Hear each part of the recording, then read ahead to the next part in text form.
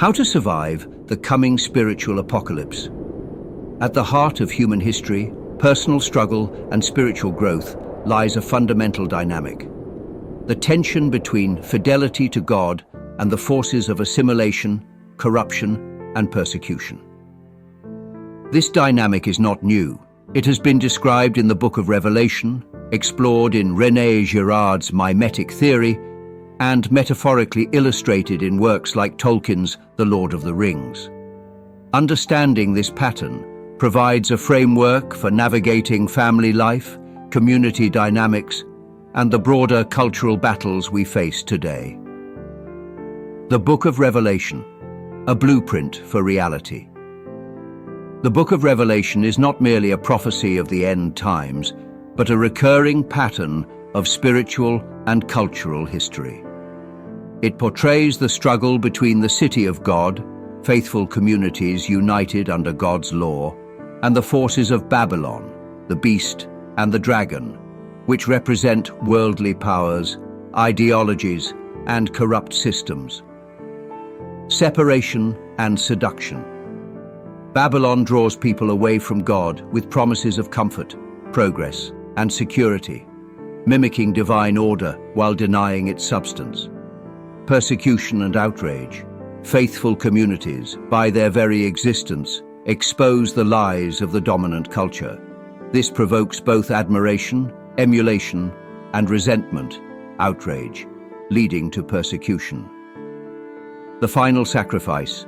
The dominant culture unites in its rejection of the city of God, attempting to destroy it, believing this act will restore peace. Yet this act only reveals the truth of their corruption and the ultimate victory of God. This pattern plays out in history and in personal lives, reminding us that fidelity to God is both costly and triumphant. René Girard and the scapegoat mechanism.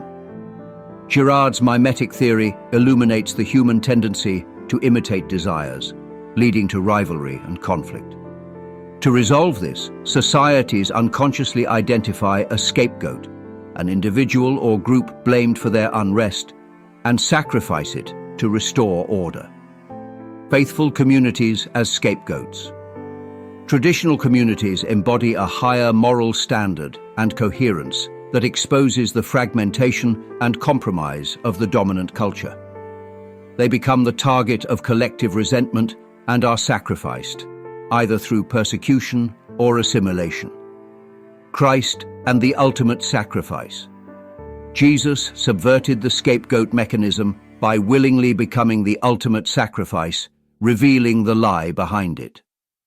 Faithful communities participate in this redemptive pattern when they endure persecution for the sake of truth. The Ring. A warning against compromise. Tolkien's The Lord of the Rings provides a vivid metaphor for the allure and danger of power and compromise.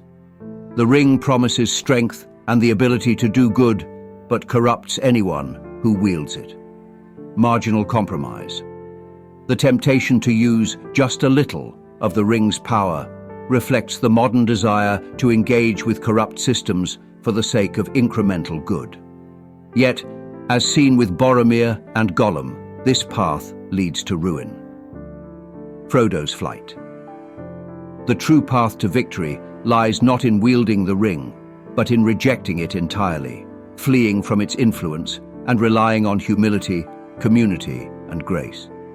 This mirrors the need for faithful communities to separate themselves from corrupt systems, maintaining their identity and witness. Practical lessons for today. Build walls and cultivate life. Faithful communities must protect their distinctiveness, nurturing identity, tradition, and moral integrity. This requires separation from corrupt influences and intentional cultivation of faith and culture. Emulation and persecution. The world will both admire and resent such communities. Their distinctiveness serves as a beacon to those seeking truth, but also provokes hostility from those entrenched in falsehood. Sacrifice and victory. just as Christ's sacrifice led to ultimate victory.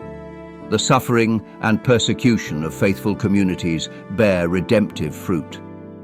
Their witness, even in isolation, speaks powerfully to the broader culture. The Book of Revelation and René Girard in your life. In family, community, and personal faith, this pattern is ever present. The battle is not against flesh and blood, but against the forces that seek to assimilate, corrupt, and destroy. Like the small, faithful remnant in Revelation, or Frodo carrying the ring, your task is to hold fast to what is true, nurture what is good, and endure what is hard. Teach your children that faithfulness often requires separation, not assimilation. The world's values will clash with God's, and standing firm will invite both emulation and persecution. True victory comes through sacrifice, humility, and trust in God's ultimate plan.